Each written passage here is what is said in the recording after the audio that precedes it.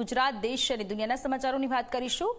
વડોદરાના કરજણમાં વરસ્યો ધોધમાર વરસાદ। વરસાદને પગલે જાહેર માર્ગો પર પાણી ભરાયા। એક દિવસના વિરામ બાદ ફરી વરસ્યો વરસાદ।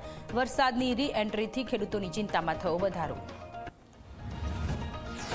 ભાવનગરના મહુવામાં આવેલો માલણ ડેમ ચોથી વખત થયો ઓવરફ્લો। ડ્રોનના માધ્યમથી કુદરતી નજારો જોવા મળ્યો। માલણ ડેમના 46 દરવાજા પર પાણી ફરી વળ્યું। ઉપરવાસમાં પડેલા ભારે વરસાદના કારણે માલણ ડેમમાં પાણીની આવક થઈ। છોટાઉદેપુરમાં પડેલા કમોસમી વરસાદથી તુવેરના પાકને મોટું નુકસાન। સંખેડાના માજરોલ ગામે ઉગી ગયેલા તુવેરના છોડમાં થયો સડો। સરકાર પાસે ખેડૂતોએ કરી સહાયની માંગ। રાજ્યમાં માવઠાનું જોર ઘટવાની હવામાન વિભાગની આગાહી। અરબી સમુદ્રમાં બનેલી વરસાદી સિસ્ટમ નબળી પડી। કેટલીક જગ્યાએ માત્ર છૂટોછવાયો વરસાદ પડવાની આગાહી। દરિયાકાંઠાના વિસ્તારમાં 40 થી 50 કિલોમીટરની ઝડપે પવન ફૂંકાઈ શકે છે। 5 નવેમ્બર સુધી રાજ્યમાં માવઠું થવાની અંબાલાલ પટેલની આગાહી। દક્ષિણ, મધ્ય અને ઉત્તર ગુજરાતમાં વરસાદ પડવાની સંભાવના। અમદાવાદ અને ગાંધીનગરમાં પણ વરસાદ પડશે। 7 નવેમ્બરથી ઠંડા પવનો ફૂંકાવાની શક્યતા।